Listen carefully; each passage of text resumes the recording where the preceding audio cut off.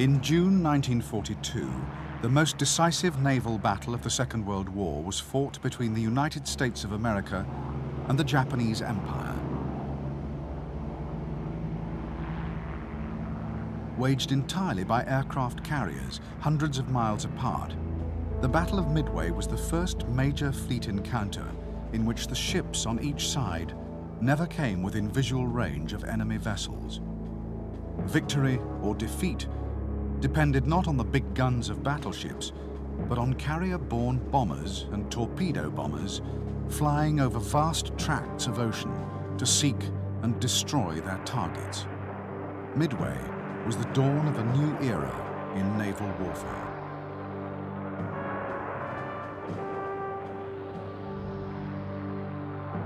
For Japan, the Battle of Midway was intended to be the linchpin of a great campaign to extend the frontiers of the empire far into the Pacific. Midway Island, a vital American outpost, was to be attacked and invaded, and the United States Pacific Fleet, sailing to its defense with America's few precious aircraft carriers, would be ambushed and destroyed. If the remnants of American naval power were finally broken, Japanese mastery of the Pacific could never again be challenged. In fact, in the Battle of Midway, the Japanese carrier fleet, the mightiest in existence, was utterly destroyed, and Japan suffered her greatest defeat for over 300 years. At Midway, Japan, at the height of her military power, lost not only a major naval engagement, but in a single day doomed the Japanese Empire to ruin and defeat.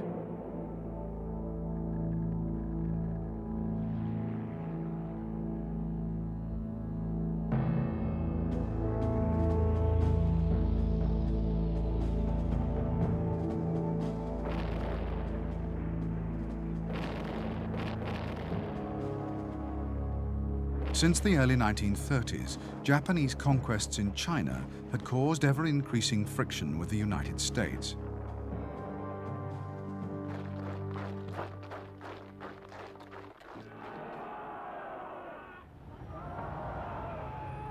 From mid-1940, the Americans had banned exports of arms, scrap iron, and other strategic materials to the Japanese Empire. Then, in July 1941, America led an international oil embargo and froze all Japanese overseas assets. The effect was devastating. Up to now, 90% of Japan's oil had been imported, and her stockpiles were rapidly dwindling. With time running out, a fateful decision was taken by the Japanese leadership: to invade and conquer neighboring territories rich in oil and other raw materials. First, a major obstacle would have to be eliminated: the American Pacific Fleet, anchored at Hawaii.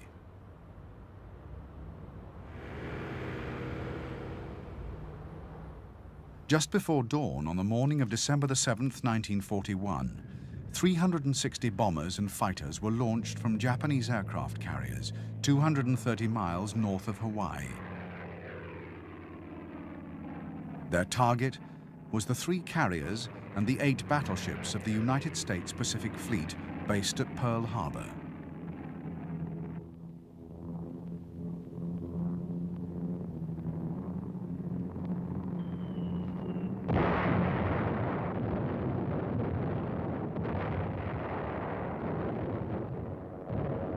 Within 2 hours, 18 American warships, including 6 battleships, were sunk, and 90 more vessels were damaged by bombs or torpedoes. Almost 200 planes were destroyed on the ground, and over 3,500 US personnel killed or wounded. The Japanese lost only 29 aircraft. It was a stunning victory. Shortly after noon the next day, the United States declared war on the Japanese Empire.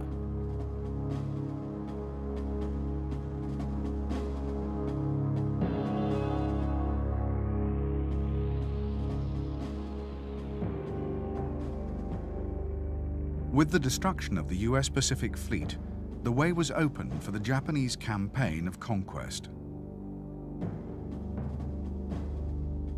Garrisons throughout the region had already been secretly strengthened, and thousands of troops assembled in preparation for the onslaught. Hours after the raid on Pearl Harbor, Japanese planes attacked American air bases on Wake Island, Guam, and Luzon in the Philippines. With complete air superiority, the Japanese launched their invasions. Forces in French Indochina, already held by the Japanese, rapidly advanced into Thailand and Burma. Troops from the island of Hainan landed in Malaya. The same day, an advanced raiding force invaded the Philippines and was soon followed by landings in strength. Over the next 3 weeks, Wake Island and Hong Kong fell to the Japanese. Borneo and Celeb were invaded, and Sumatra was occupied. On February the 19th, Japanese aircraft carriers launched a lightning raid on Port Darwin in northern Australia, sinking 12 merchant ships and eliminating Darwin as a valuable Allied base. Early March saw the climax of the Japanese expansion, the inevitable occupation of Java. In a little over 3 months, Japan had conquered a quarter of the Pacific Ocean.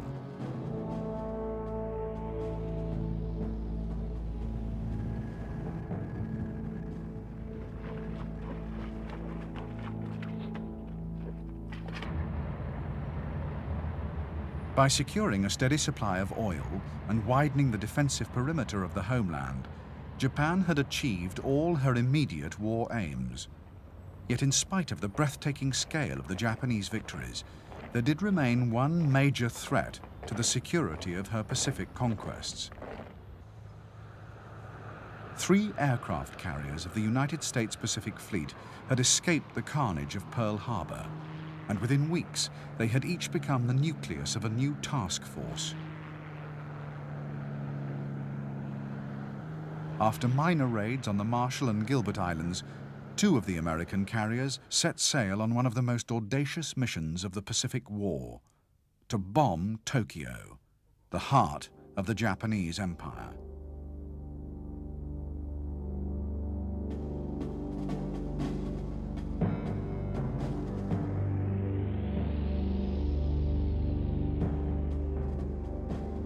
Early in April 1942, the aircraft carrier Hornet headed west from the US naval base at Alameda in California to rendezvous with sister ship Enterprise sailing from Pearl Harbor.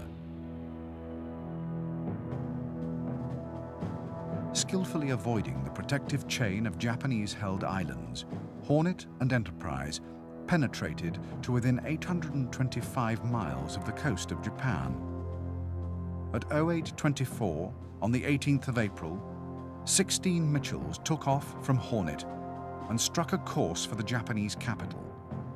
Flying low, they avoided Japan's fighter defenses, and 15 aircraft dropped their bombs on the city. All but one of the Mitchells escaped to safety in mainland China or Russia.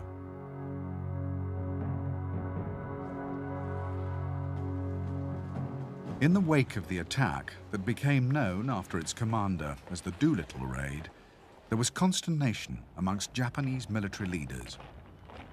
Although the raid had caused only minor material damage, it had struck an immense blow to Japan's national pride.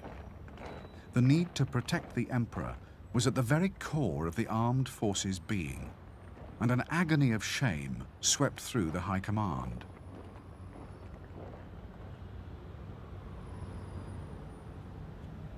Japan's leaders quickly concluded that there was only one way in which the homeland and the emperor could be adequately protected. The frontiers of the empire must be pushed even further into the Pacific.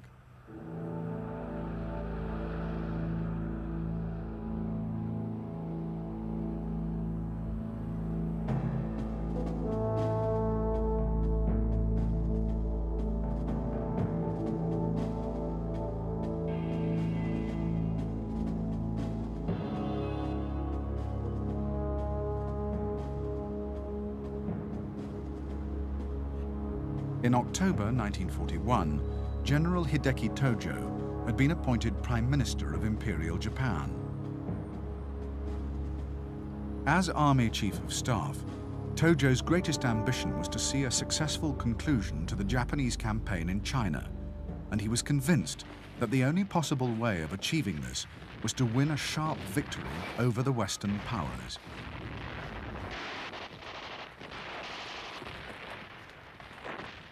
On his appointment as Prime Minister, General Tojo had kept his post as Chief of Staff and the job of War Minister. However, although an immensely powerful figure, Tojo did not have complete control of government policy. In a cabinet in which all the armed forces were represented, he could count only on the support of the army, and most decisions were ultimately a compromise between army and navy.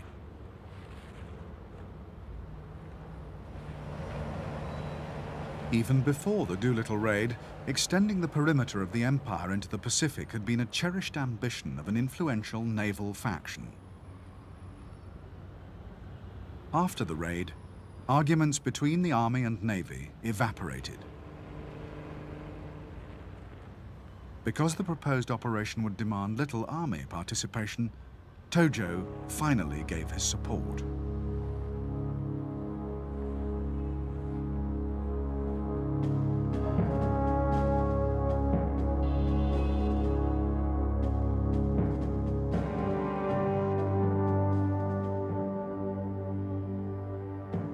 Franklin Delano Roosevelt had been elected President of the United States in 1932. Deeply opposed to the general mood of isolationism, Roosevelt believed that America should play an active role on the world stage. Even before the outbreak of war in Europe, Roosevelt had warned of the dangers posed by Nazi Germany's ambitions. After the German conquest of the continent in 1940, Roosevelt, in spite of domestic opposition, increasingly supported Britain in her struggle for survival. It was also Roosevelt who, in retaliation for Japanese actions against China, had imposed the oil and trade embargo on Japan.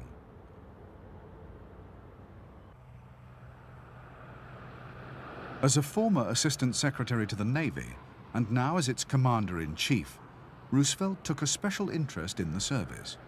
He chose his own flag and staff officers and was so determined that the Navy should be run by the best man for the job that he even selected a member of the opposition Republican Party, Frank Knox, to head the Navy Department.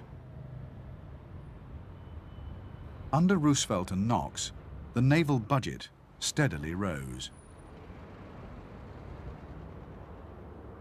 Even after Pearl Harbor, Roosevelt believed, contrary to the wishes of the American public, that the war in Europe should be given priority over actions in the Pacific. He understood that enormous resources would be needed to push back the tide of Japanese conquests, and until the full might of American industry could be brought to bear, the United States would have to concentrate on holding the line.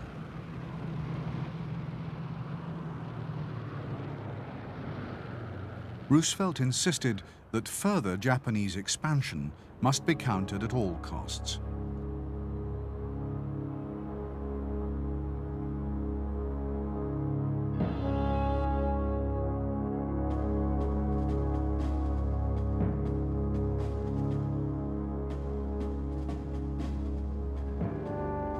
The extension of the Japanese defensive perimeter in the Pacific, although logistically complex, was expected by the Imperial High Command to pose few real problems.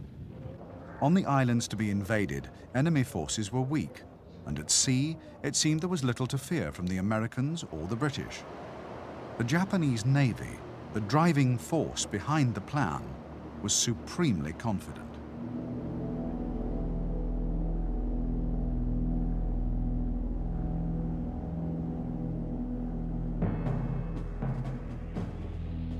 The first stage of the Japanese plan of conquest was to complete the occupation of New Guinea. By April 1942, New Guinea had already been partly conquered, and the Japanese were anxious to deny the whole island to the Allies. An advanced striking force of troop transports and heavy cruisers would be assembled in Rabaul, along with 3 aircraft carriers at Truk. The force from Rabaul would sail south, then split into 2 divisions. The first was to seize Tulagi in the Solomon Islands. The second, supported by 1 aircraft carrier from Truk, was to capture Port Moresby.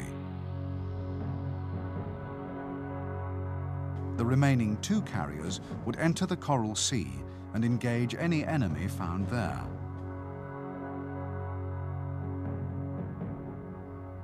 Once New Guinea had been occupied, then New Caledonia, Fiji, and Samoa would easily be captured. To extend the Japanese line in the north, 3 islands of the Aleutian chain, Attu, Kiska, and Adak, would be added to the list of conquests.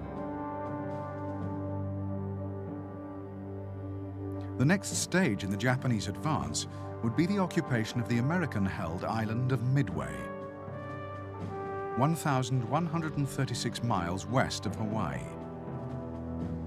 The capture of Midway would win for the Empire an airstrip within striking distance of the American naval base at Pearl Harbor.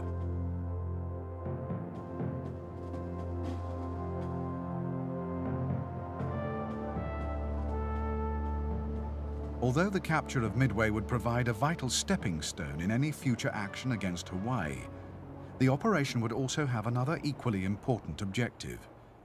It would be used to lure American aircraft carriers out of Pearl Harbor and force them to fight a battle that would end in their destruction.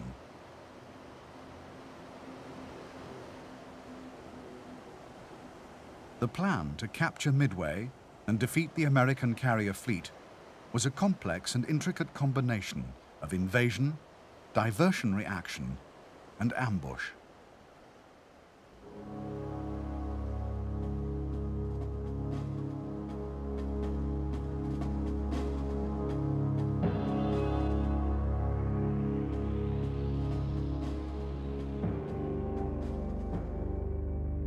The first step in the Midway offensive would be the dispatch of a Japanese submarine fleet to set up 2 reconnaissance cordons, one 500 miles west of Pearl Harbor and the other between Hawaii and Midway. While the submarines were taking up their positions, a Midway occupation force, consisting of troop ships supported by a heavy cruiser division, would set out from the Marianas and head northeast towards Midway. To destroy Midway's defenses and ambush the American carrier fleet, a carrier strike force was assembled, made up of 4 aircraft carriers, supported by battleships, heavy cruisers, and a powerful destroyer screen. The carriers and their support would sortie east through the Bungo Channel. They would be followed by a main force of 6 battleships. To the north, the Aleutian Islands would be attacked by a second task force of carriers and transports, escorted by cruisers, destroyers, and battleships. The Aleutians' operation had a secondary purpose. It would divert the Americans from the impending attack on Midway, tempting them to send a carrier north. To intercept any US warships dispatched from Pearl Harbor, the Japanese fleet would be redeployed to lie in wait. To the south, the Japanese carrier strike force would approach to within 250 miles of Midway and attack the airfield, hangars, and shore installations. The invasion would quickly follow. As the Midway landings were in progress, the carrier strike force and the main force battleships, redeployed 500 miles from the island, would lie in wait. When the Americans sailed from Pearl Harbor and were detected by the submarine cordon around Hawaii, or long-range reconnaissance patrols flying from the Marshall Islands, the Japanese carriers would engage. The big guns of the main force battleships would then finish the remnants of American sea power in the Pacific.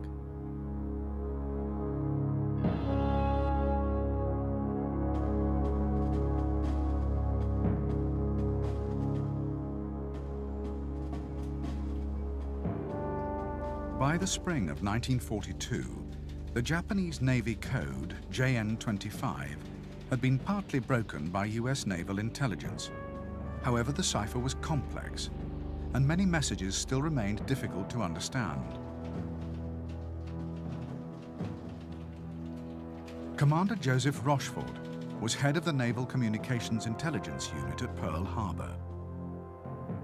It was Rochefort who finally succeeded in adding a piece of the cipher jigsaw vital to the Midway operation.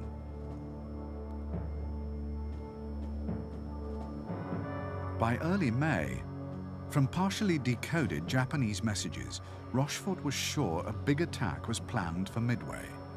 But confirmation was difficult, and other interpretations were possible. The code that the Japanese used to represent the island was unknown, but was suspected to be the letters AF. Rochefort designed a simple ruse, which was given the go-ahead by his superiors. Midway has no natural fresh water supply, so Rochefort arranged for the island to send an urgent request for a freshwater tanker. 2 days later, on the 12th of May, an American listening post picked up a Japanese radio message: AF is short of water. It was clear that coded messages referring to an attack on AF meant that Midway was the true objective of Japan's coming operation. Already, the Japanese plan was fatally compromised.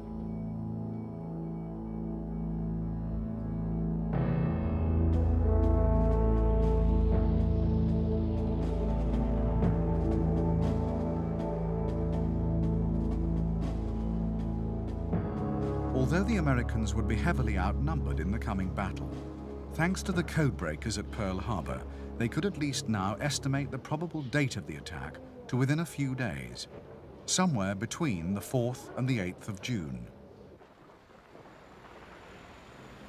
Knowing that the Japanese invasion of the Aleutians was merely a feint, the Pacific Fleet could afford to concentrate its strongest naval force in the Midway area. Furthermore, because they knew that Japanese aircraft carriers would be lying in wait, the Americans could ignore the actual invasion force and go all out for the enemy carriers.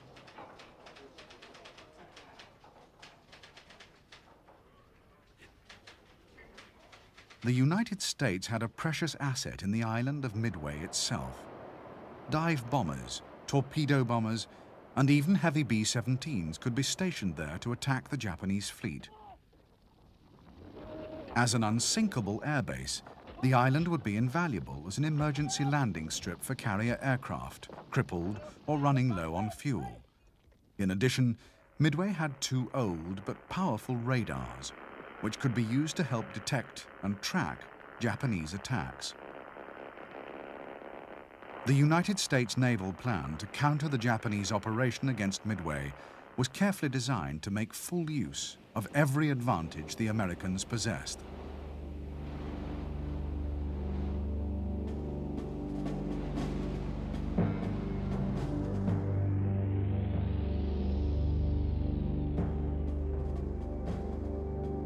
The American defense of Midway would hinge on the ability of 2 carrier task forces to find and destroy the Japanese fleet. Task Force 16, based around the carriers Enterprise and Hornet, would be first to sail from Pearl Harbor. Task Force 17, with the carrier Yorktown, would follow 2 days later. The 3 carriers would rendezvous at Point Luck, 325 miles northeast of Midway.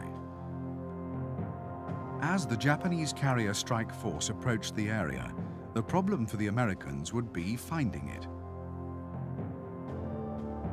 The radar on American carriers had a range of only 150 miles, and if the carrier's own reconnaissance patrols failed to make contact, then the fleet would have to rely on long-range aircraft based on Midway Island.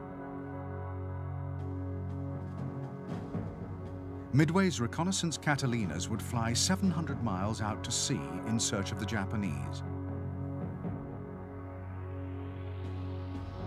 If the enemy fleet was discovered, then the Catalinas would track it until it was within range of the Midway radar station. Midway radar would then keep the pursuing American carriers fully informed. An all-out attack of land and carrier-based aircraft could then be accurately vectored in to destroy the Japanese strike force.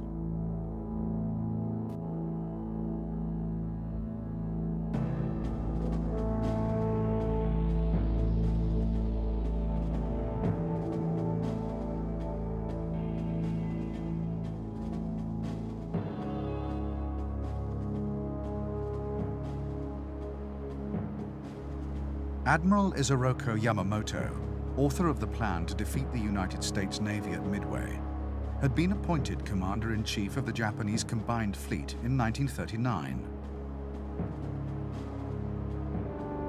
A dynamic and powerful personality, Yamamoto had little regard for the abilities of his superiors, and he was well aware that they were intimidated by his standing and his track record. Yamamoto's devastating success as the mastermind of the Pearl Harbor raid and the Pacific victories which followed gave him almost a free hand in designing and implementing offensive strategies. So determined was Yamamoto to have his own way that he frequently threatened to resign if his plans were not accepted. In his youth, Yamamoto had studied at Harvard University and as a graduate had served in Washington as naval attaché. Knowing the United States intimately, Yamamoto greatly feared America's industrial might. Before Pearl Harbor, he had tried to convince his superiors of the risk Japan faced in any lengthy conflict with the United States. However, once he realized that Japan was committed to war, Yamamoto was determined to win it his way. The destruction of the American fleet at Midway would buy Japan much-needed time. Yamamoto's dream was the Kasan Kantai, the great decisive battle which would force the Americans to negotiate a peace. He understood that a fleet engagement was a reckless gamble, but as an inveterate poker and shogi player, he was convinced that the only possibility of victory lay in staking everything on just one card.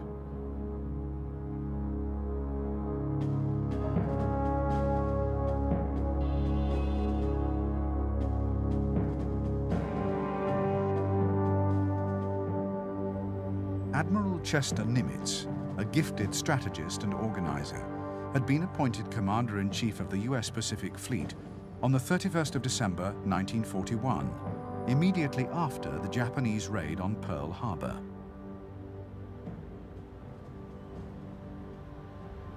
Nimitz believed that the Pearl Harbor disaster had not been the result of incompetence, and his subsequent policy of retaining all officers in their posts did much to raise morale in the American Pacific Fleet.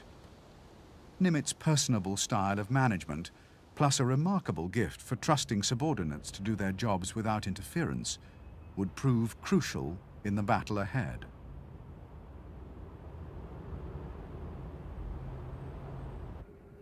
After Pearl Harbor, it was Chester Nimitz who had realized that the era of the big gun battleship was over, and that the striking power of America's Navy would in future be built around the aircraft carrier.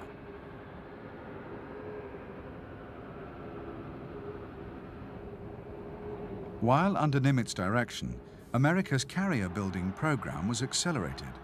For the moment, he would have to make do with what he had, just 4 aircraft carriers and their support ships.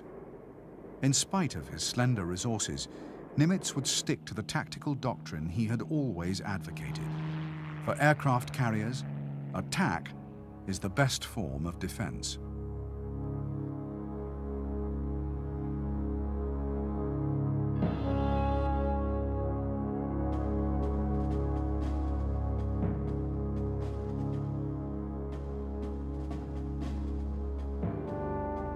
To the Japanese Navy, the outcome of the forthcoming battle was never in doubt. So far, the war had yielded an unbroken string of successes, and the certainty of victory was shared by all ranks.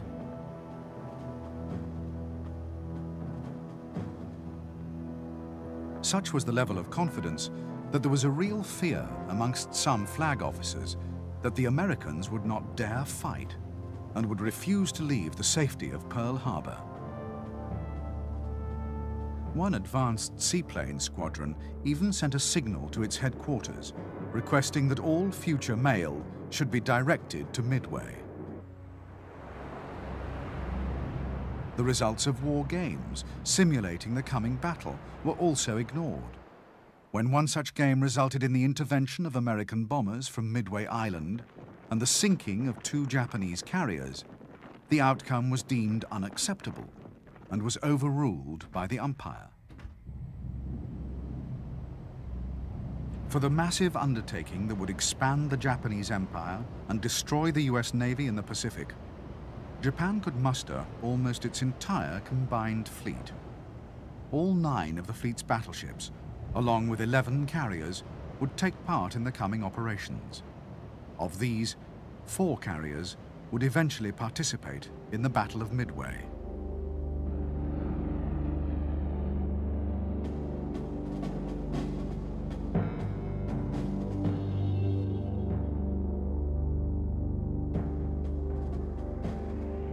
Akagi, or Red Castle, was laid down as a battle cruiser in 1920.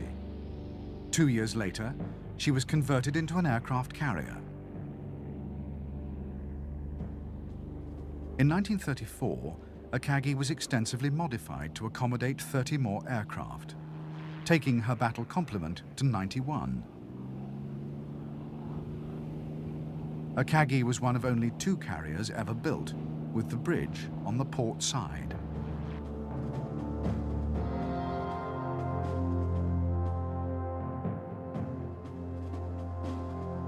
Kaga, or Increased Joy, was originally laid down as a battleship, but in 1924, work began to convert her to a carrier. She was completed in March 1928. Later, Kaga's triple deck was replaced by a much lengthened single deck in a major refit. Her aircraft capacity was raised from 60 to 90.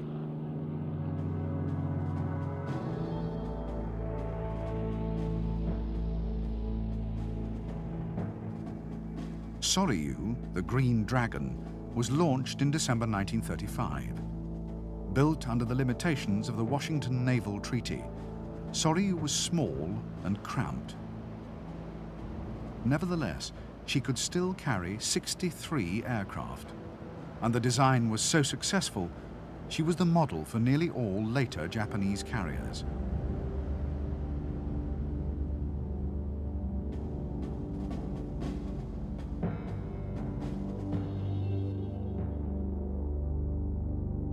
Hiryu, the Flying Dragon, like Akagi, had her bridge on the port side. Because of the universal tendency of pilots to veer left in an emergency, the design caused many more landing accidents. Hiryu was, however, very much more seaworthy than her predecessors. Her complement of aircraft was 63.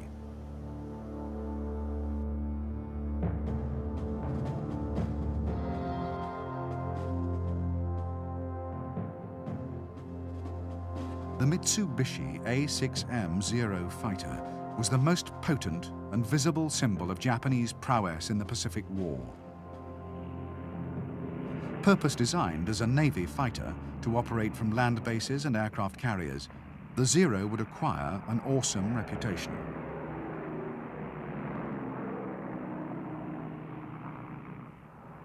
The Zero had a remarkably clean airframe and was very light in weight. The result was high speed and excellent fuel economy.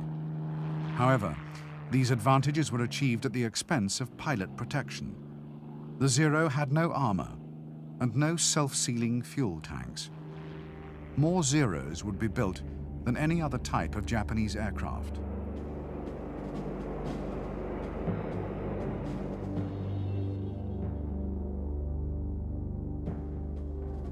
The Aichi D-3A Val 2-seater was the first all-metal monoplane dive bomber to enter Japanese naval service.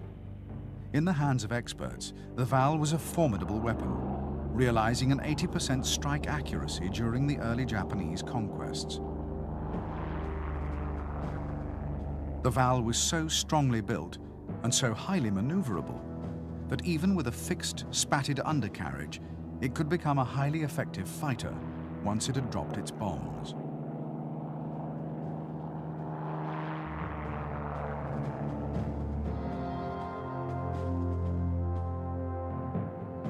Although the Nakajima B-5N Kate was slow and poorly protected, it was, at the time of Midway, the best aircraft of its type in the world. On its introduction in 1937, it had boasted many advanced features, such as folding wings, a retractable undercarriage, and integral wing fuel tanks. Effective as a conventional bomber, as a torpedo bomber, the Kate was devastating. The aircraft was armed with the excellent Type 91 torpedo. The Type 91 could be dropped at 200 miles per hour and from a height of up to 300 meters, a valuable protection against anti-aircraft fire.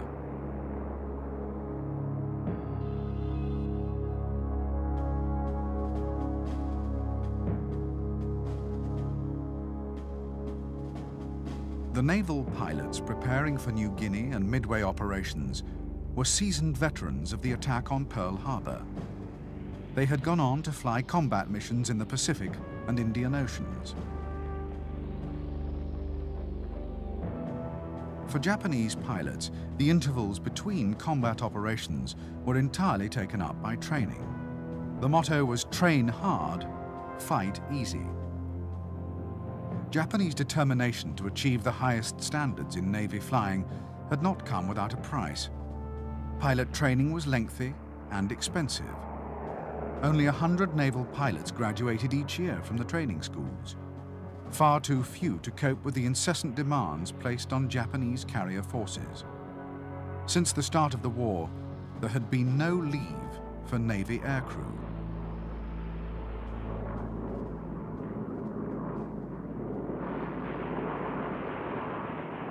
The training of Japanese sailors and flight deck personnel was, if anything, even more arduous than that undergone by their pilot comrades. The men were conscripts, hardened by harsh discipline, and ceaseless battle drill meant that a ship could be brought to action stations and a complete strike force launched within 5 minutes. During the heat of battle, a flight could be rearmed, refueled, and airborne again within 1 hour.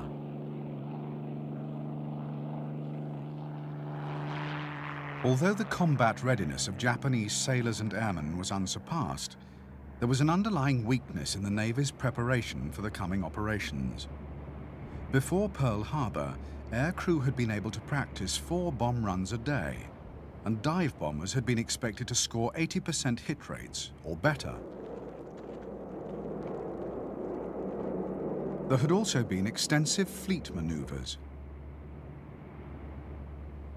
Now, with the fuel shortages that had triggered the war worse than ever, maneuvers and bombing practice were restricted. At Midway, the consequences for the Imperial Navy would be nothing short of catastrophic.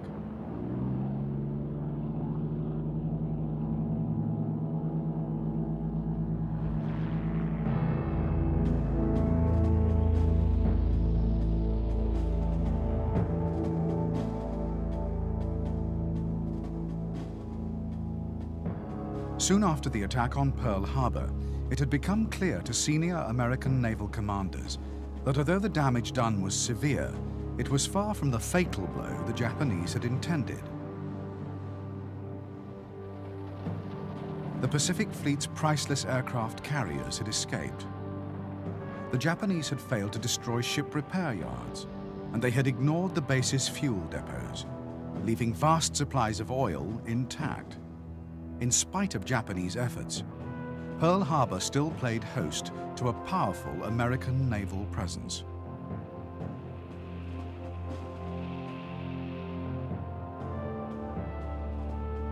Hawaii was the base for the United States' 3 Pacific Fleet carriers, plus a 4th, transferred from the Atlantic Fleet.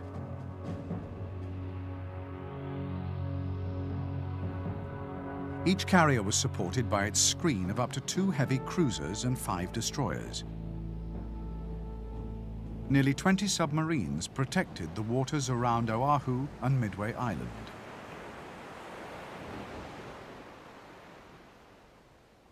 Because Admiral Nimitz was convinced that the overwhelming superiority of the Japanese Navy ruled out anything but a hit-and-run attack, the slow Pacific Fleet battleships would play no part in the coming operation.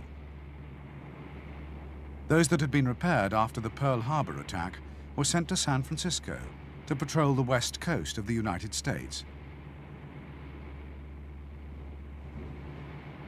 Everything would now depend on the speed and long-range hitting power of American aircraft carriers.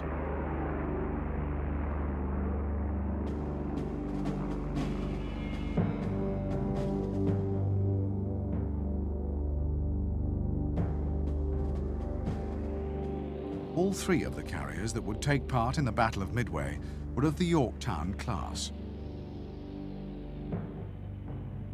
Commissioned by October 1941, the ships were Yorktown, Hornet, and Enterprise. Although slightly slower than its Japanese equivalent, the Yorktown class was capable of carrying an extra 20 aircraft. Yorktown carriers were notable for their advanced damage control systems. To minimize the risk of fire, aviation gas fuel lines could be filled with carbon dioxide when an enemy attack was imminent.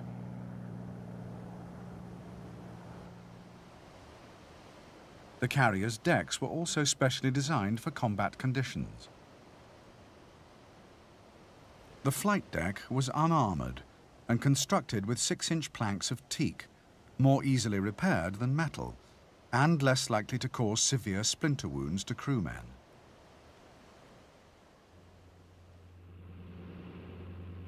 Unlike Japanese carriers, the Yorktowns were all equipped with radar, which could detect aircraft flying up to 30,000 feet and at a range of over 100 miles.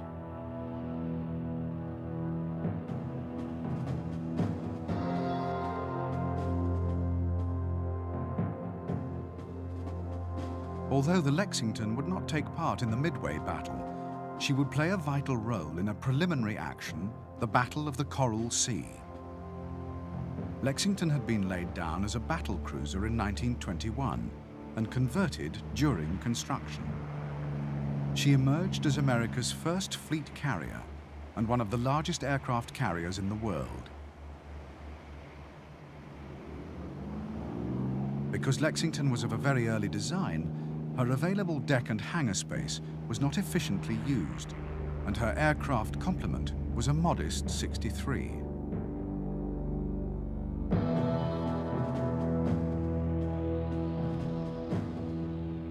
Originally designed as a biplane carrier fighter, the Grumman Wildcat had been replanned on the drawing board as a mid-wing monoplane.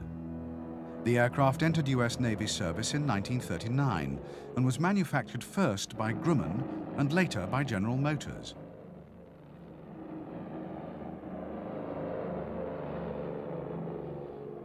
Powered by a Wright Cyclone 9-cylinder radial engine, the Wildcat was slower than its opposite number, the Zero. However, its maneuverability, heavy 6-gun armament, effective armor and rugged construction meant that Wildcats could often survive battle damage that would spell disaster for any other fighter. Nearly 8,000 Wildcats would see service in World War II.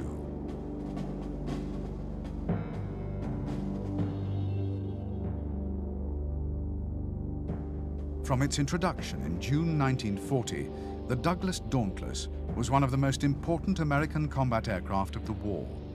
In the first half of 1942, the Dauntless saw more action than any other type.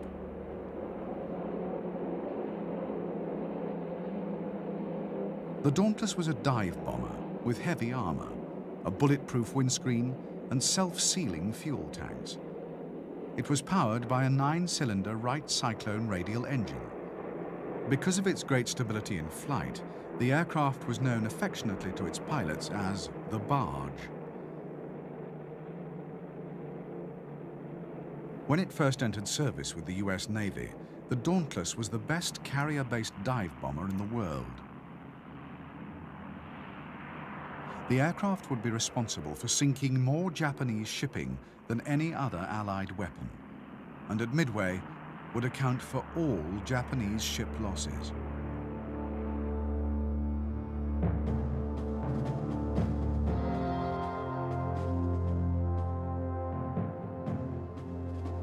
The three-man Douglas Devastator, America's first carrier monoplane, had entered service in 1937 and by 1942 was already obsolete. It was slow, lightly armed, and had a poor rate of climb. At Midway, Devastators would suffer appalling losses, and the battle would be the aircraft's last major action of the war.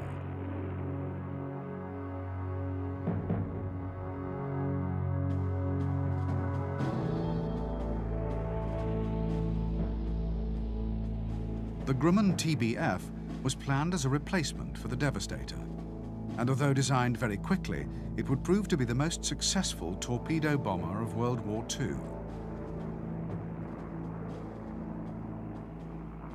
The TBF was a robust and powerful three-seater aircraft. It was the first American naval warplane to mount a power-operated turret, and the only one to carry its torpedo internally.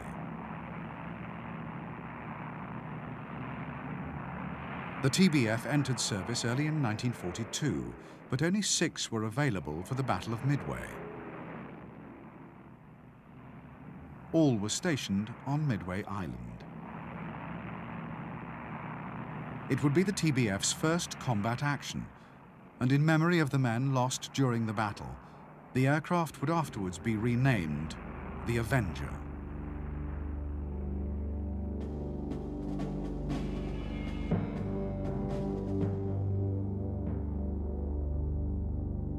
The consolidated PBY Catalina would become one of the most successful flying boats of World War II and the most numerous flying boat ever. The Catalina was unique as the first flying boat to feature cantilever wings which needed no supporting spars. It also had stabilizing floats which could be retracted to form the wingtips in flight. The resulting aerodynamic efficiency made for speed and long range.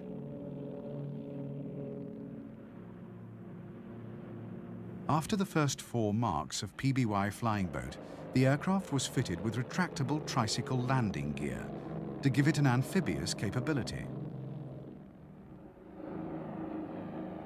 Although able to carry a heavy bomb load, in the Battle of Midway, it would be the long-range reconnaissance capability of the Catalina that would prove invaluable to the Americans.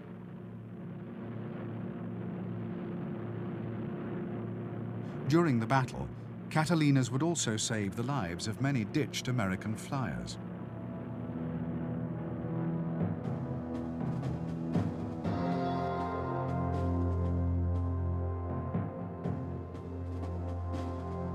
The B-17, a 4-engined heavy bomber, had first entered service with the United States Army in June 1939. Although the aircraft would win fame as a strategic bomber, for political reasons the original specification was for a long-range anti-shipping weapon, the role it would in fact play in the Battle of Midway.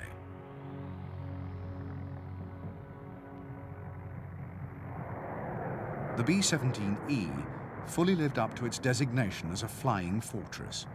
Intended to operate in self-defending formations, the B-17E mounted 2 hydraulically operated turrets, one of them a retractable ball underneath the aircraft. Altogether, the fortress carried 11 machine guns and was fitted with self-sealing fuel tanks and extensive armor.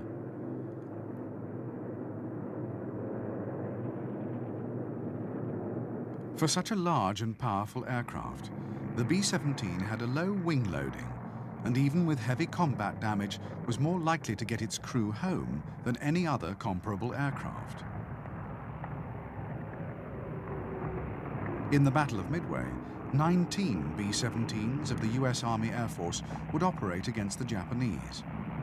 To extend their range, they would carry extra fuel tanks and half their normal bomb load.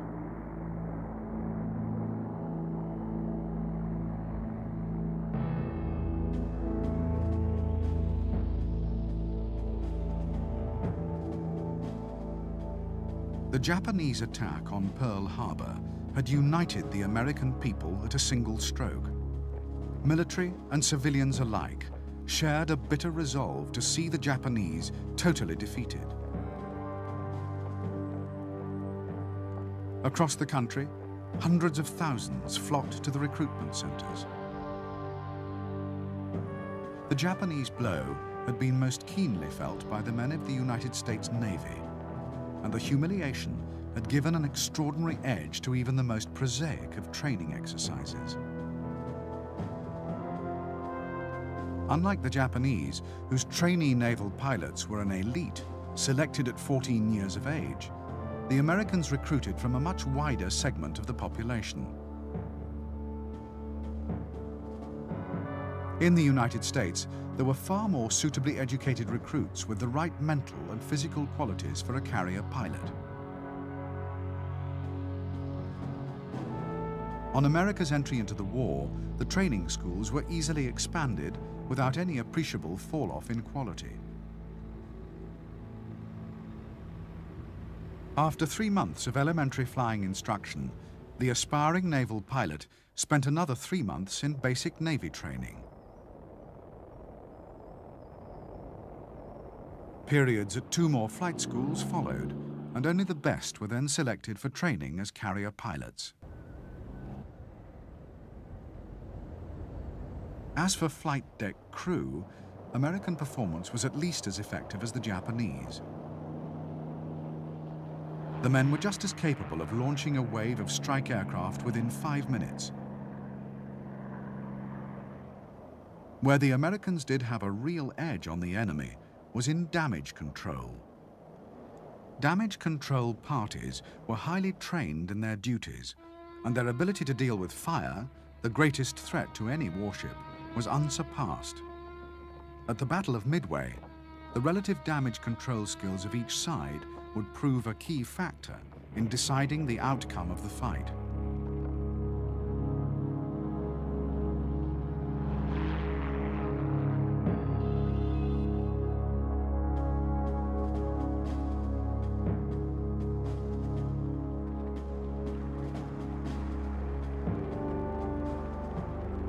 By late April 1942, preparations for the Japanese campaign were well underway.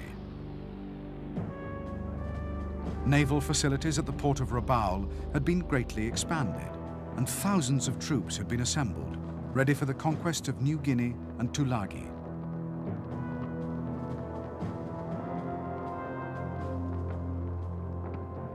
The troop transports were ready to sail, along with their escorts of cruisers and destroyers.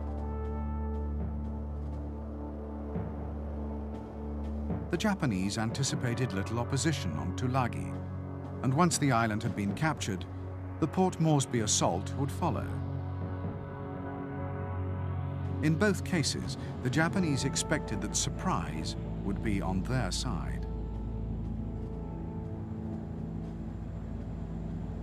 As the 3 Japanese aircraft carriers, which had assembled at Truk, prepared to carry out their orders, one to escort the Port Moresby invasion force and the other 2 to take up stations in the Coral Sea, the Americans acted decisively. A task force, based around the carriers Yorktown and Lexington, was sent racing to intercept the Japanese. On May the 1st, south of the Solomon Islands, the carriers rendezvoused with a powerful force of Australian cruisers. The stage was set for the Battle of the Coral Sea, the first clash in an epic confrontation that would change the course of the Pacific War.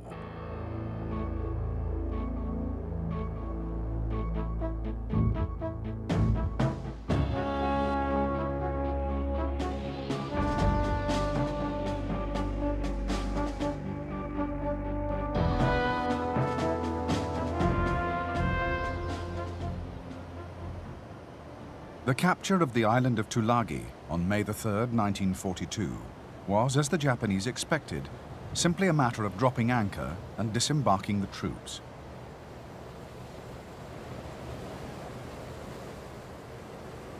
Tulagi's tiny garrison of Australians had already been evacuated.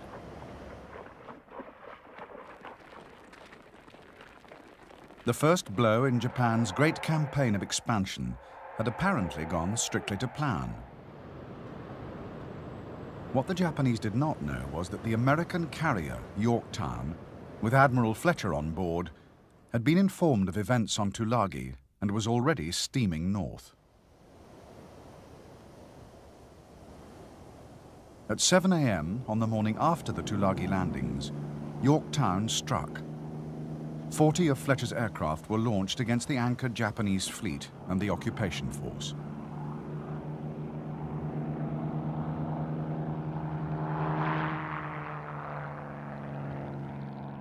In a little over an hour, the American bombers and torpedo bombers had sunk or damaged a destroyer, 3 minesweepers, a number of landing craft, and several seaplanes. For the Japanese, it was the first unsettling evidence that American carriers lurked in the area. On only the second day of operations, events were already taking an ominous turn.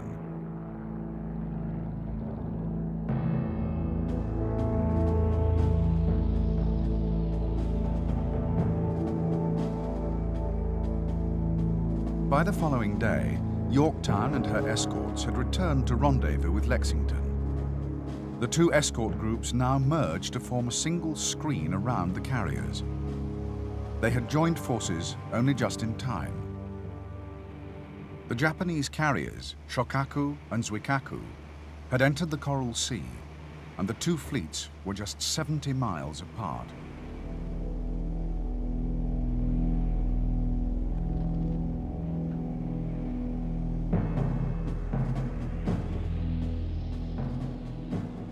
On the morning of May the 7th, the American carrier task force with Lexington and Yorktown was cruising on a northwesterly course.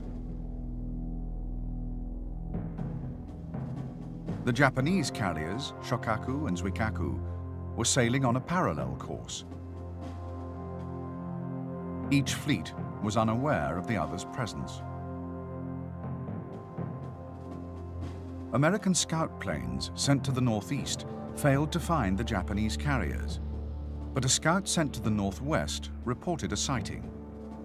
At once, the Americans launched a strike force of 93 aircraft. In fact, the ships sighted were the cruisers and destroyers of the New Guinea invasion force. But soon the carrier Shoho was spotted, only 25 miles away, and the attack was redirected. Shoho was hit by 13 bombs and 7 torpedoes. She sank within minutes.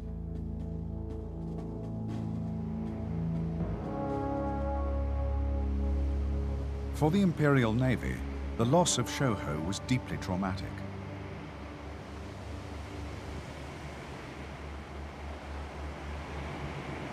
So shocked were Japanese commanders that the invasion of Port Moresby was immediately cancelled, and the troop ships turned back to Rabaul. On the American side, there was jubilation. A pilot's radio report of the Shoho's sinking, Scratch 1 flat top, would become the most famous signal of the Pacific War.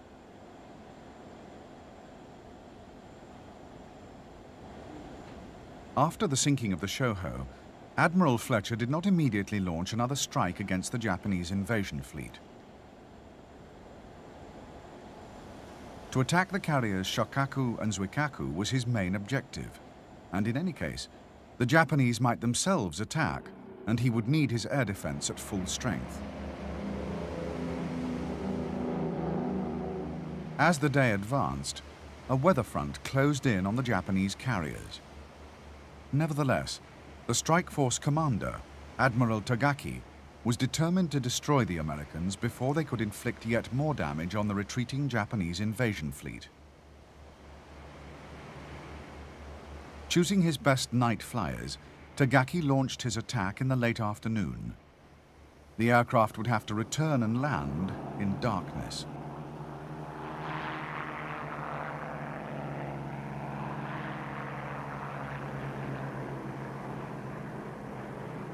The Japanese raiders, in spite of the poor weather, passed close to the American carrier group. The Americans, with the benefit of radar, easily detected the enemy formations and vectored their fighters to intercept.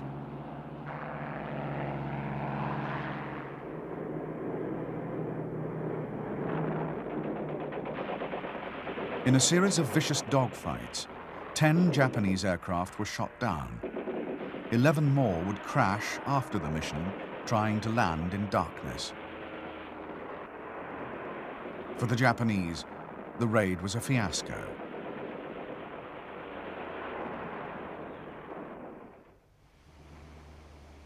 In the aftermath of this first carrier clash between the Imperial Navy and the US Pacific Fleet, both sides considered attacking by night with their cruisers and destroyers. Both finally rejected the idea, fearing the absence of their protective screens. Instead, they withdrew, postponing the main action for another day.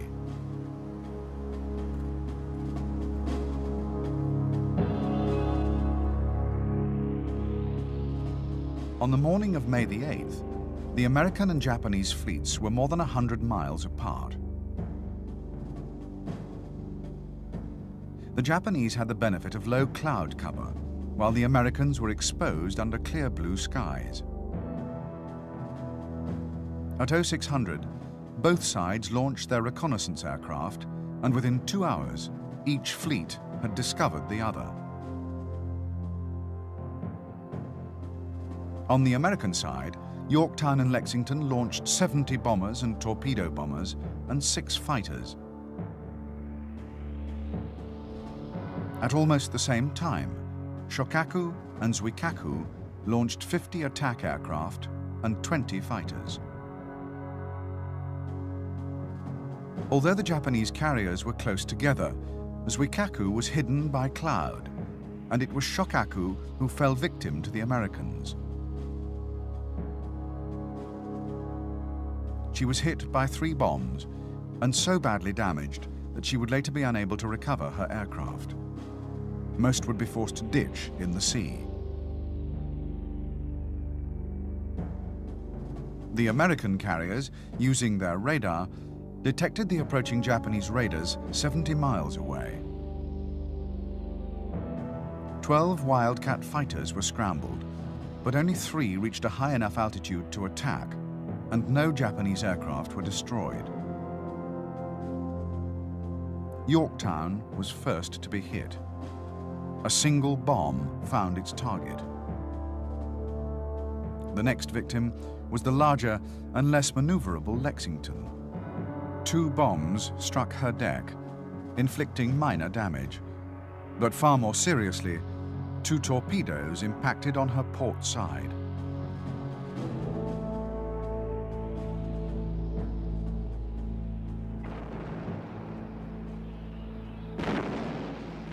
Even after the Japanese bombs and torpedoes had struck, Lexington continued to fight. But soon after the battle, she began to list to port. By pumping oil from one side of the carrier to the other, the crew managed to right the vessel, and she was soon capable of maintaining 24 knots. It looked as if Lexington might still be able to reach home under her own steam. However, at 14:45, an explosion ripped through the carrier, and soon fires were raging out of control. The order was given to abandon ship, and after her crew had been taken off, a destroyer was detailed to sink the blazing hulk with torpedoes. 38 aircraft were still on board.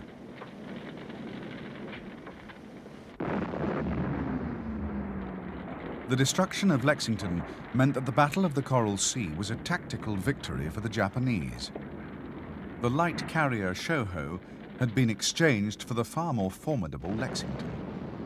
However, the Imperial Navy had been far more badly damaged than it seemed.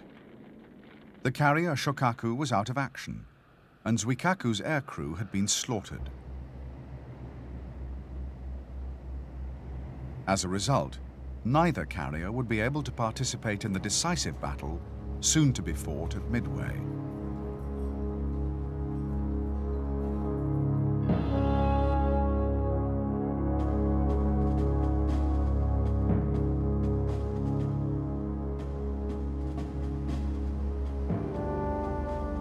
In the aftermath of the Coral Sea battle, the Japanese made a fatal error. They knew they had sunk the Lexington, but they also believed that Yorktown had been smashed beyond repair. Even with two of their own heavy carriers out of action and the loss of the Shoho, they were certain that the balance was still in their favor. The remaining Japanese carriers, supported by battleships and heavy cruisers, would still have more than enough firepower to send the American Pacific Fleet to the bottom of the ocean.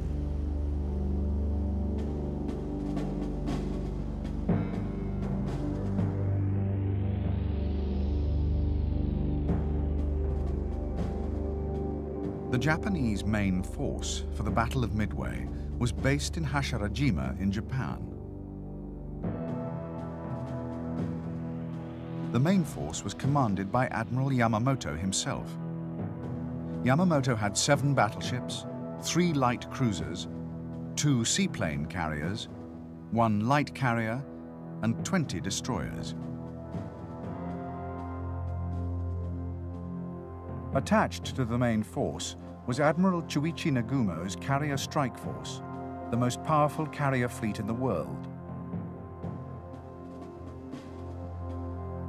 His heavy carriers, Hiryu, Soryu, Akagi, and Kaga, would be escorted by 2 fast battleships, 3 cruisers, and 11 destroyers.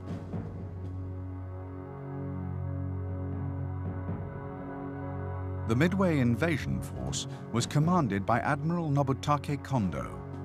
Its main body was made up of 2 battleships, 4 heavy cruisers, 1 light carrier, and 7 destroyers. Subordinate to Admiral Kondo was the Midway Occupation Force, commanded by Rear Admiral Raiso Tanaka.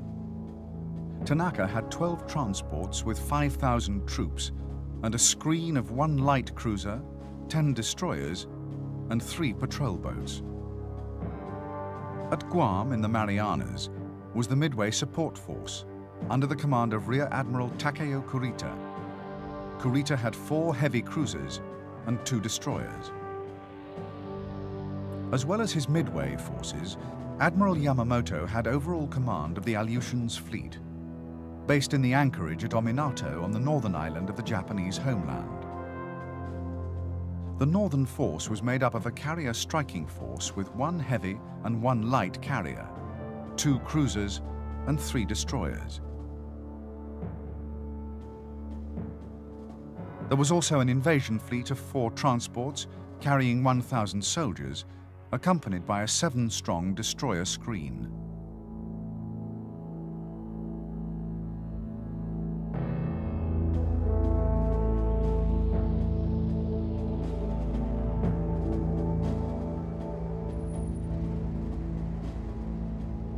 With the Lexington sunk and Yorktown badly damaged in the Coral Sea, the US Pacific Fleet had been critically weakened. Yorktown went into dry dock in Pearl Harbor, with damage estimated to need at least 3 months to repair. In fact, the yards achieved near miraculous results. The job was done in 3 days, with 1,500 men working around the clock. Much minor damage had not yet been put right, and as the carrier sailed, scores of dockyard crew remained on board.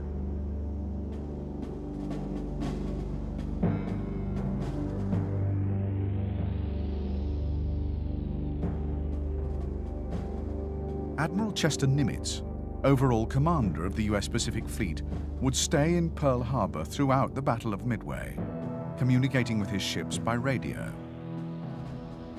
Nimitz divided his carriers into two task forces.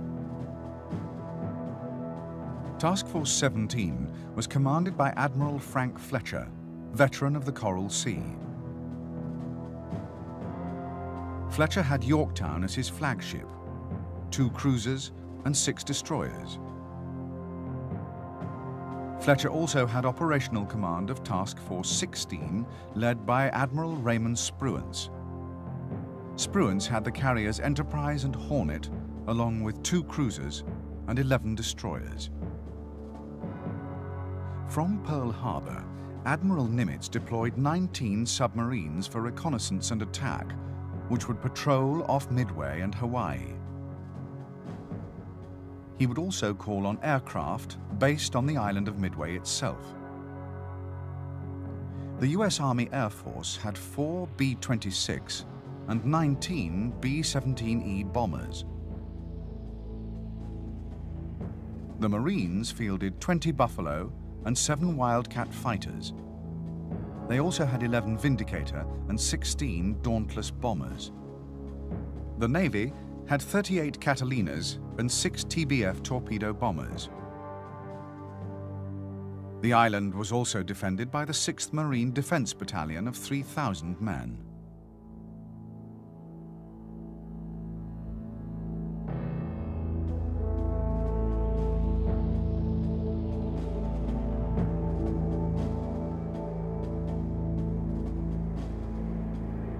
On the morning of May the 27th, the Japanese carrier strike force under Admiral Nagumo sailed from Hashirajima. By nightfall, they had entered the Pacific and were heading for Midway. The following day, the Aleutians invasion force and the main body of warships sorted from Ominato. At the same time, far to the south, the Midway invasion force with its escort of destroyers and the invasion support force of heavy cruisers sorted from the Marianas. Last to leave port, on the 29th, were the invasion force main body and Yamamoto's fleet, each of battleships, cruisers and destroyers.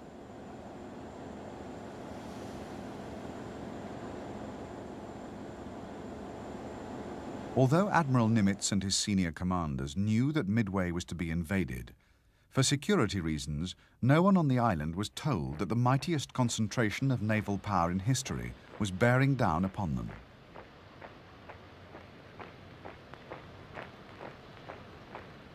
Piecemeal, Midway's marine garrison was reinforced, and the island's anti-aircraft defenses were strengthened.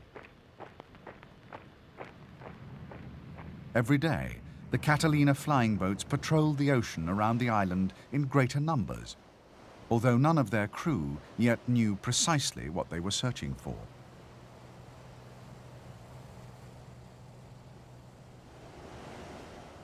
The Japanese, too, had begun their reconnaissance effort.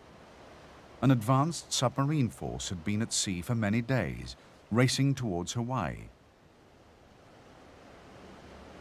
Its task would be to set up a picket north of Pearl Harbor and report the strength of any American fleet dispatched to Midway. The submarines were, in fact, already too late. On May the 28th, Task Force 16 left Pearl Harbor unobserved, followed by Task Force 17 on the 30th. Both groups vanished into the Pacific Ocean, and the Japanese submarines, which would finally arrive on June the 3rd, would watch in vain.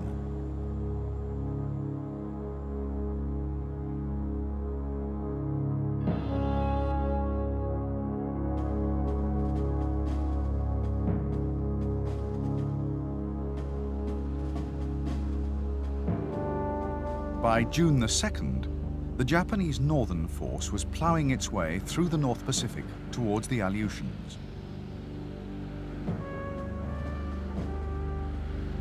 The islands although of immense strategic importance to the United States, were sparsely manned, the only forces of any consequence deployed at Dutch Harbor.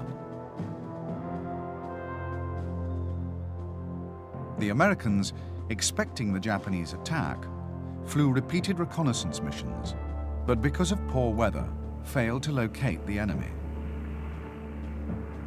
The Japanese at first fared little better, but a second strike group did succeed in bombing Dutch Harbor.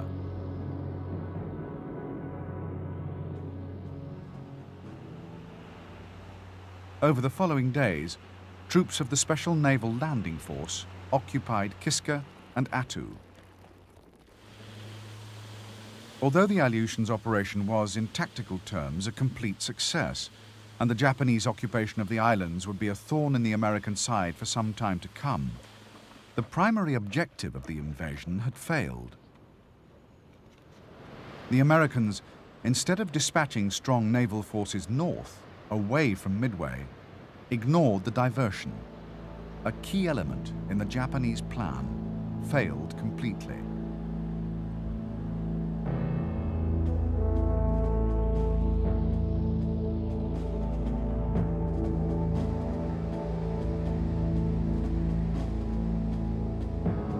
While the Japanese northern force was launching its attack on the Aleutians, hundreds of miles to the south, Nagumo's carrier strike force was fast approaching Midway.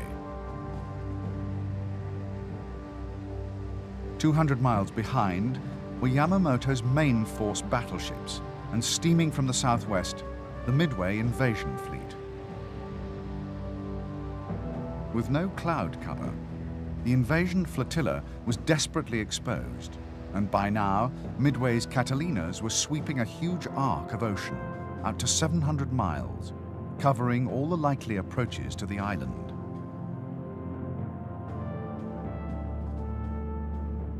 It was on June the 3rd, at 09:04, that a Catalina made the first sighting of Japanese ships off Midway. The pilot reported 2 cargo vessels. 21 minutes later, another Catalina, flown by Ensign Jack Reed, and just beyond the extreme limit of its allotted search, spotted a large formation of ships. The message dispatched to Midway read, "Sighted main body," and a few minutes later gave its bearing and range.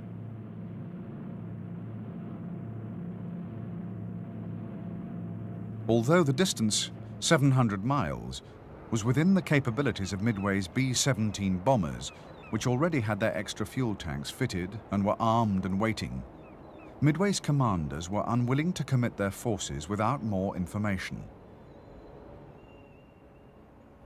It would be another 2 hours of steadily mounting tension before a radio message confirmed the sighting of a large body of Japanese warships. Meanwhile, reports of the sighting were passed to the American carriers.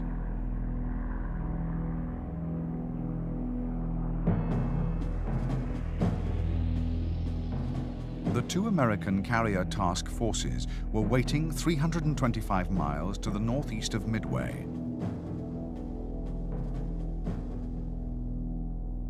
The Catalina's report placed the Japanese main body to the southwest.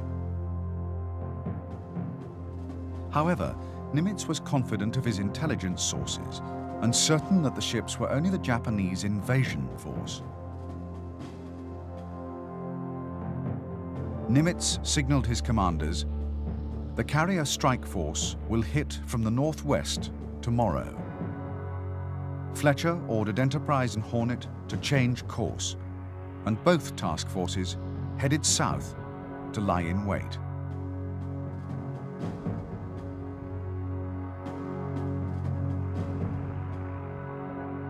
With the sighting of the Japanese invasion fleet confirmed, Midway's B-17s were finally given the order to attack. At 12:25 hours, 9 bombers lumbered down the island's runway to launch the first attack of the Battle of Midway.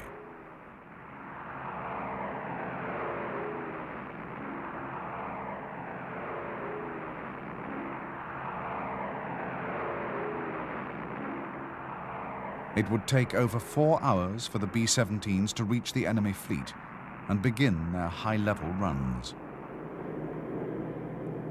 Because of their extra fuel tanks, the fortresses were carrying only 36 500-pound bombs between them. None struck home. From altitude, the effects were hard to judge, and the crews reported hits on 6 vessels, including 2 battleships. In the aftermath, the US Army Air Force would claim a major victory for land-based high-level bombers.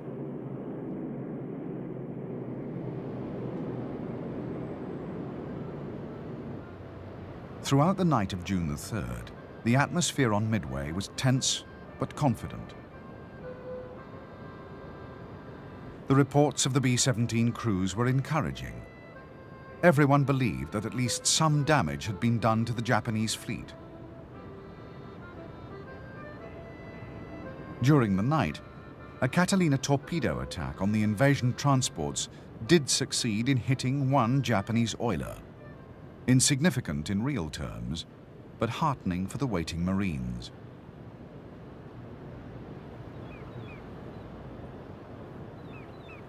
At first light, Midway's Catalinas were once more dispatched on their reconnaissance patrols.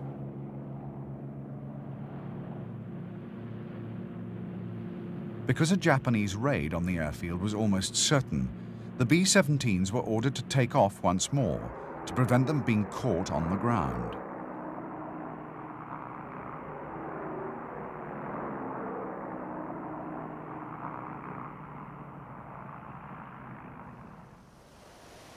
As the Japanese carrier strike force steamed at 24 knots on its final run into Midway, sailors and aircrew prepared themselves for the ordeal ahead with the traditional toasts and worship at the Shinto shrine on board every Japanese warship.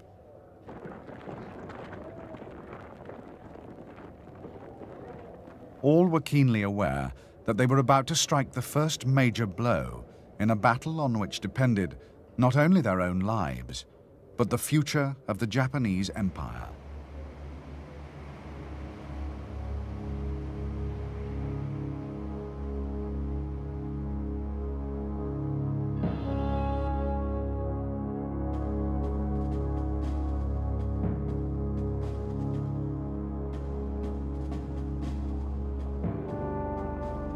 At 0430, Admiral Nagumo turned his carriers into the wind and launched his first strike wave, 108 aircraft in all.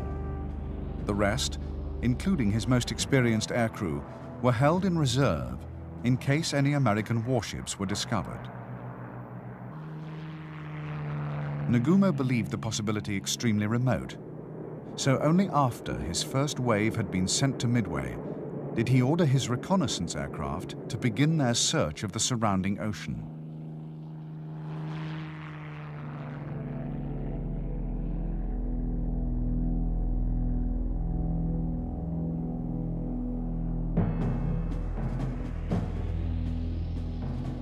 The search, mounted by the Japanese carrier strike force, was conducted by only 7 aircraft from 5 ships. Akagi and Kaga each launched 1 Val at 0430. Both aircraft were to search 300 miles out and could cover an area 60 miles wide. At the same time, the battleship Haruna launched 1 float plane with a range of 150 miles. The cruisers Tone and Chikuma were each to dispatch 2 float planes, but technical problems delayed Tone's aircraft for up to half an hour, and one of Chikuma's developed engine trouble and would have to turn back. The search was dangerously incomplete.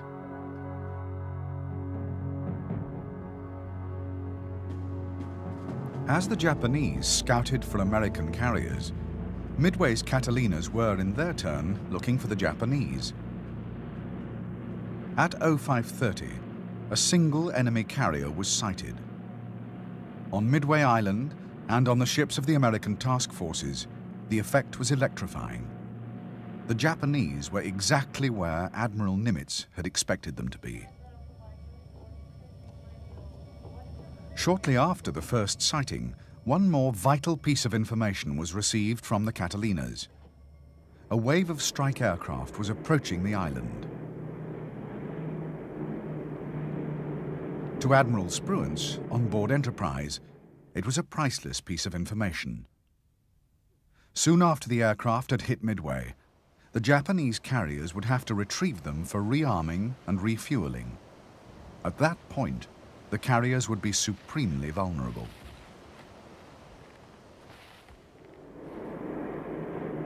As the Japanese strike wave came within range of Midway radar, all the island's remaining aircraft were scrambled. When the enemy arrived, the runways and hangars would be clear.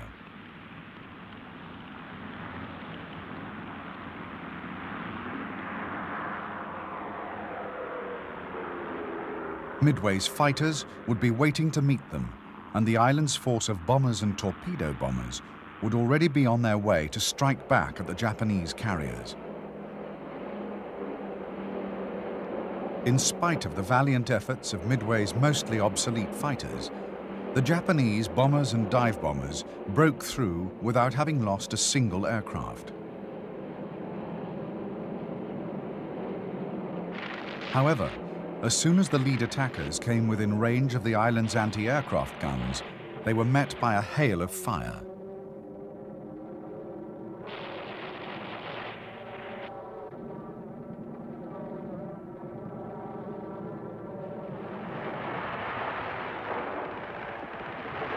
Finding no American planes on the ground, the bombers attacked and destroyed Midway's oil tanks on Sand Island. At the same time, the dive bombers targeted the airfield and hangars on Eastern Island and destroyed virtually every building in sight.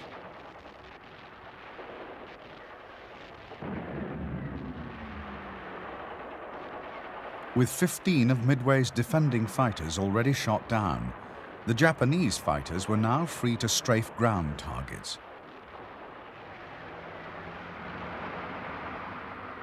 They too met a murderous hail of anti-aircraft fire. In all, 6 Japanese aircraft would fall to Midway's guns.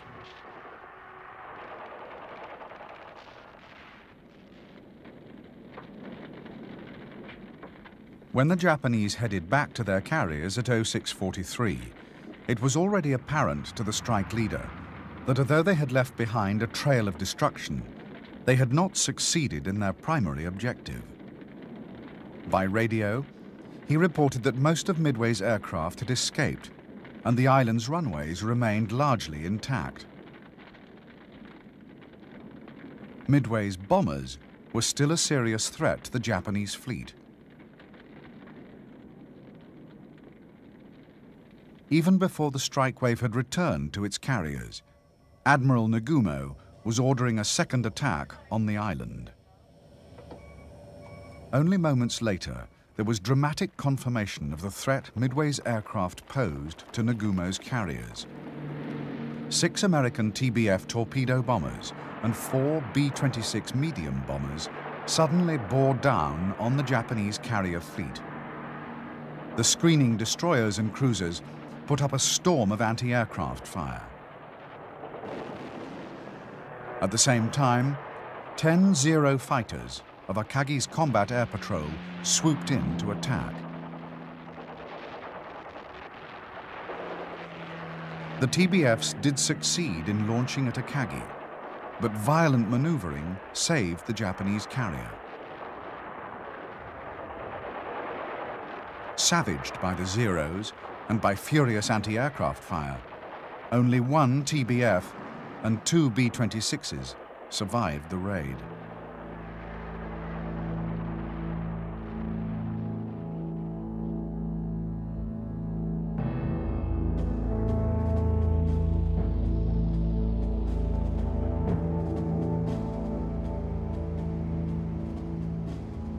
At almost the same time as the Japanese fleet was beating off the first wave of attackers from Midway, the American task forces were preparing to launch their own strike waves. Reconnaissance had now confirmed that there were not one, but two enemy carriers in the area. Such a target was simply too good a chance to miss.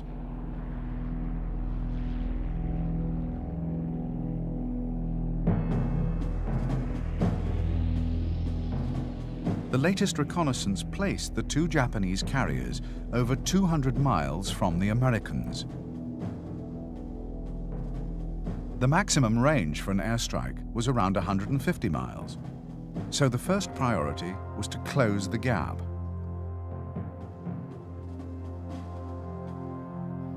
Assuming that Nagumo's carriers would still be steaming towards Midway, Fletcher set a course to intercept.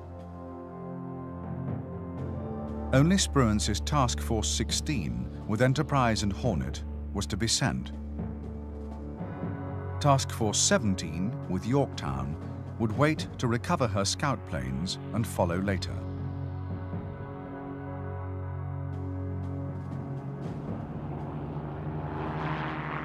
If the Americans were to catch the Japanese as they rearmed aircraft returning from the attack on Midway, they would have to launch their first strike wave around 0700 hours. Although the range was closing quickly, it was still too great for the Devastator torpedo bombers to strike and return home. They would be sent regardless. Those that survived the raid would have to ditch in the sea. Altogether, Hornet and Enterprise launched 29 Devastator torpedo bombers and 72 Dauntless dive bombers. For fighter cover, there were 20 Wildcats. Admiral Spruance was aware that only 2 of at least 4 Japanese carriers had been located, and kept 36 fighters to defend his task force from any Japanese counterattack.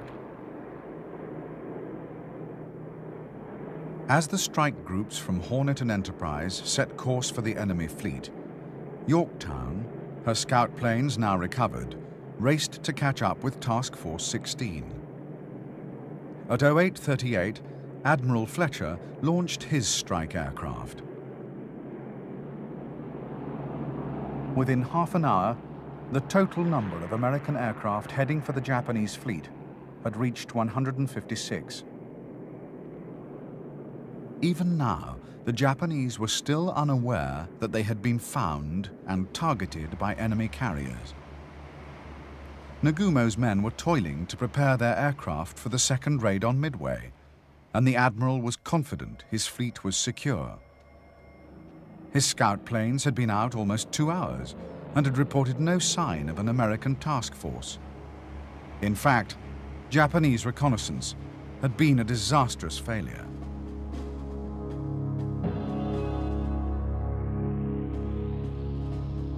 By now, Task Force 16, steaming towards Nagumo's fleet, was well inside the search area of the Japanese scout planes. However, Chikuma's float plane had flown right past the Americans and had failed to spot them. Because Tone's scout could not search the same area until the return leg of its flight, and had been delayed by half an hour to begin with, the error was not detected for a considerable time. When it was, at 07:25, the pilot's report mentioned only enemy surface ships. As a result, Nagumo now believed there was no immediate threat from American carriers.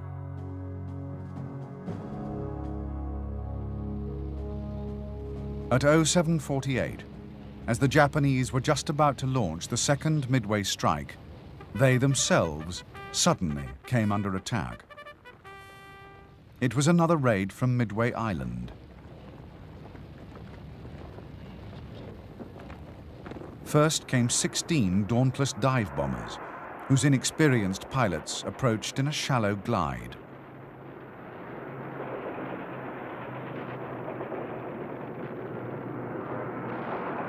The Zeros of Nagumo's combat air patrol destroyed half their number before they even reached the carriers. Next came Midway's B-17s, dropping their bombs from 20,000 feet. Not a single Japanese vessel was hit. Midway's marine vindicators were equally unsuccessful.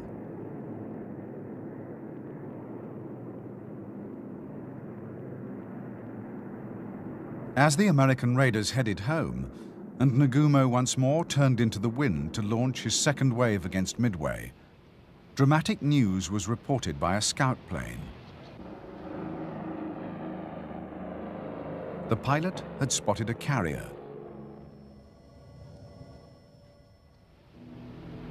For Nagumo, the revelation could not have come at a worse moment.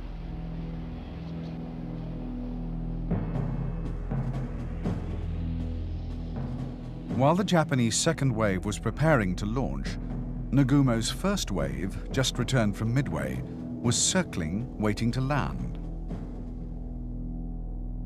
Also waiting to refuel and rearm were the fleet's Zero fighters, which had been in action protecting the carriers. If Nagumo were to launch his second wave against the reported enemy carrier, they would have to go without fighter cover. Nagumo decided to wait.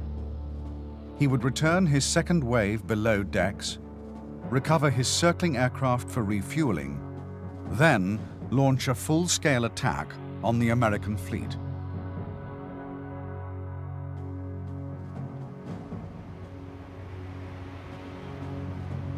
At 09:17, with all their aircraft recovered, the Japanese carriers, up to now heading towards Midway, turned east-northeast to close with the American force.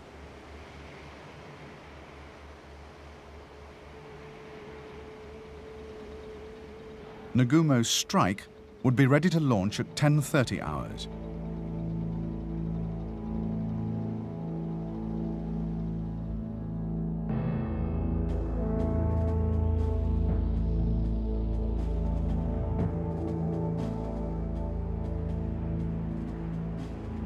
As the Japanese surged ahead at 30 knots, the decks of Nagumo's carriers were chaotic. Flight crew struggled frantically to refuel and rearm their aircraft.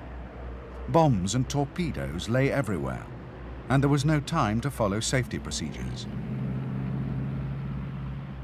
And unknown to the Japanese, who had no radar, the first American torpedo bombers were only 3 minutes away.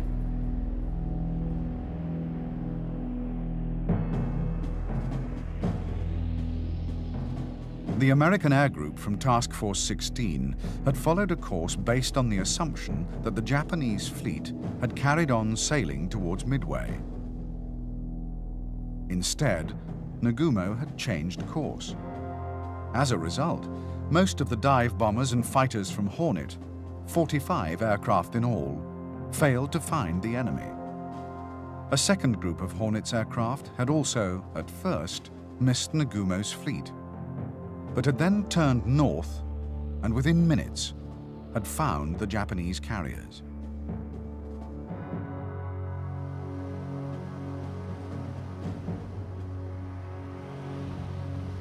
The first target for Hornet's torpedo bombers was Akagi. As the squadron swept in at low level, the Zeros pounced. The few Americans that survived were torn apart by the fleet's anti-aircraft fire. Not one torpedo bomber and only one pilot survived.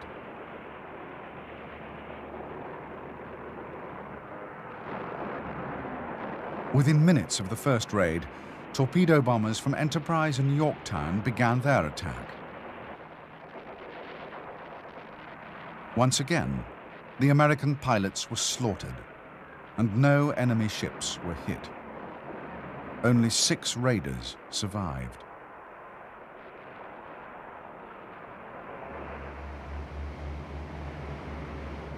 With the torpedo attacks beaten off and his fleet still unscathed, Nagumo was at last ready to send his waiting strike aircraft against the American carriers.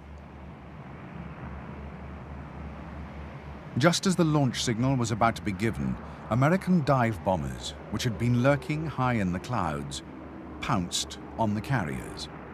The first victim was Kaga. The time was 10:20 hours.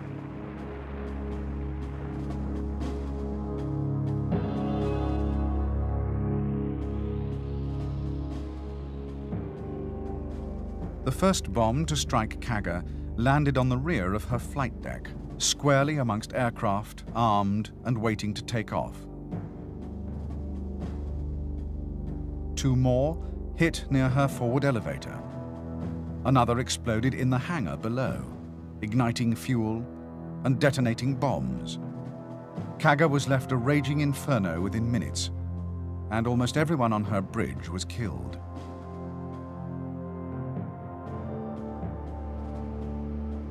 As Kaga burned, Akagi was launching its first Zero fighter for the attack that was supposed to smash the American fleet. At that moment, 3 dauntless dive bombers struck.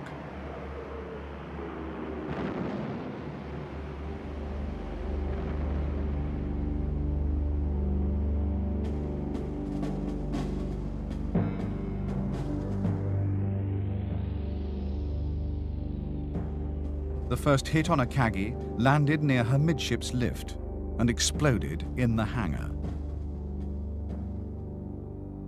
The next fell amongst the parked aircraft on her deck. Fuel and bombs ignited immediately, killing the elite of the Japanese air fleet in their cockpits. Within minutes, the fire had spread forward, and Admiral Nagumo's flagship was doomed.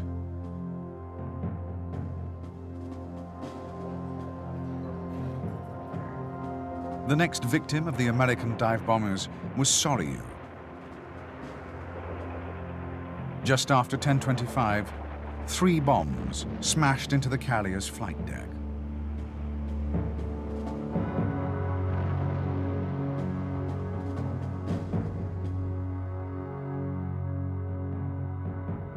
The first bomb fell between Soryu's second and third lifts.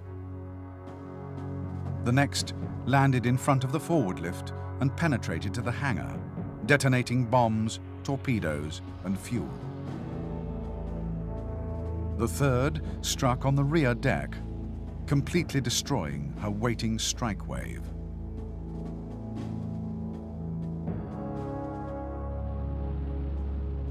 In the space of 5 minutes, the mightiest carrier fleet in existence had been shattered. Admiral Nagumo, his flagship blazing, was forced to transfer his flag to a cruiser. Of his once magnificent carrier force, only Hiryu was left, and immediately the order was given to launch her strike aircraft. There was still some hope that even now, a devastating blow could be visited on the American enemy.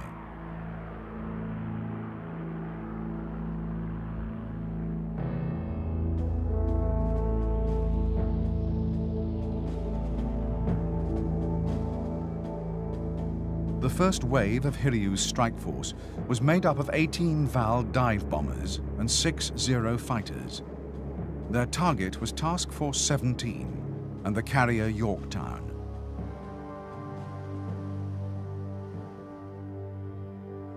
Shortly before noon, the Vals were detected by Yorktown's radar. Already, 12 Wildcat fighters were in the air covering the carrier, and another 15 were on deck refueling. These were ordered to launch at once. At the same time, Yorktown's aviation gas lines were shut down, and her fire suppression system was activated. The Japanese strike wave, approaching at 10,000 feet, ran straight into Yorktown's fighter defenses. 10 were shot down by the Wildcats. The 14 survivors headed straight for the American carrier.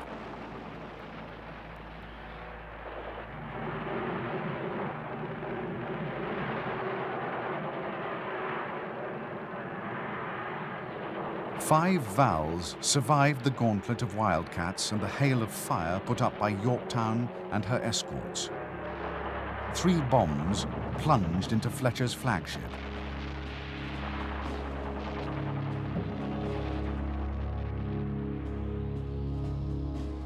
The first bomb struck Yorktown's flight deck and exploded. The second penetrated and burst below the funnel, damaging all but one of the ship's boilers and destroying her radar room.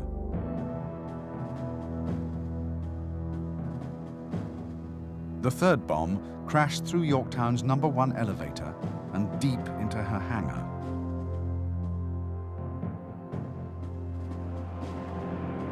In spite of being hit by 3 bombs, so good was Yorktown's damage control that potentially catastrophic fires were quickly put out. No fuel or magazines exploded, and amazingly, Yorktown was steaming at 20 knots and able to recover and relaunch her fighters within 1 hour and 40 minutes of the attack.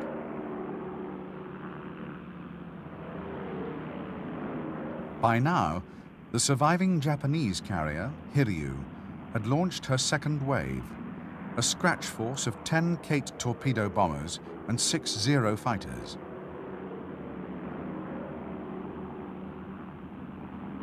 Once again, American wildcats savaged the raiders, but 9 torpedo bombers survived and swept into the attack.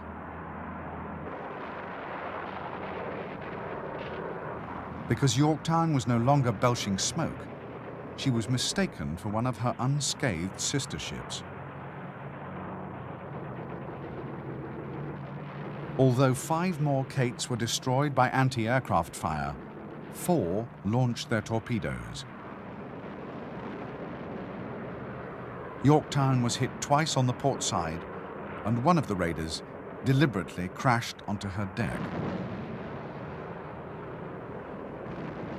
Within seconds of the strike, Yorktown was racked by explosions and began to list to port. At 1500 hours, the order was given to abandon ship. As the first of Yorktown's crew were being taken off by her attendant destroyers, aboard Enterprise, Admiral Spruance received news from a scout aircraft that Hiryu had been spotted.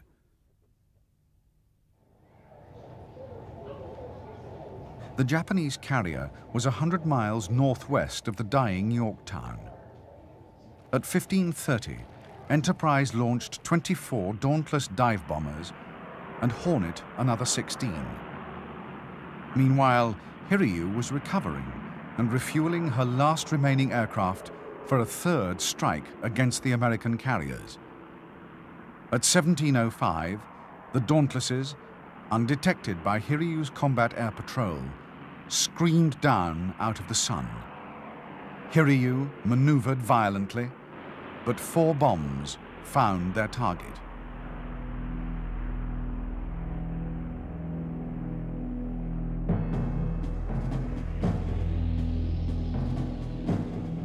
The first 2 bombs to hit blew Hiryu's #1 lift clean off and left the whole forward deck a mass of flame. The other 2 penetrated to the hangar, where bombs and fuel exploded violently. The waiting aircraft at the rear of the flight deck blew up, killing almost all their pilots. Admiral Nagumo's last carrier was finished, and with her, Japanese domination of the skies over the Pacific.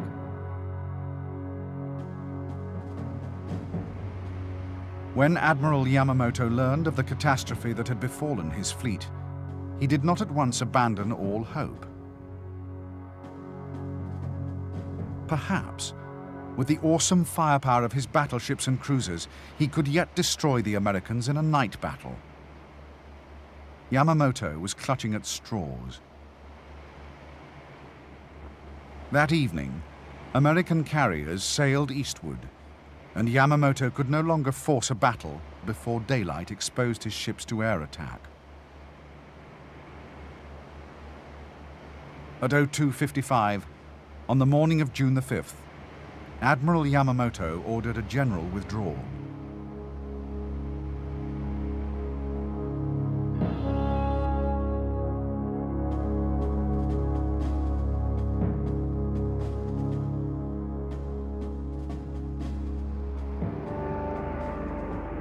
On the morning of June the 6th, strike waves from Enterprise and Hornet added to the American tally of 4 Japanese carriers by sinking one cruiser and damaging another.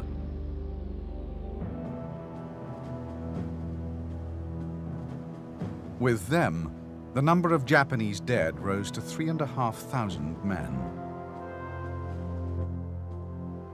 On the American side, the cost of victory was the carrier Yorktown, finally sunk by torpedoes from a prowling Japanese submarine, and the destroyer Hammond that had been lying alongside.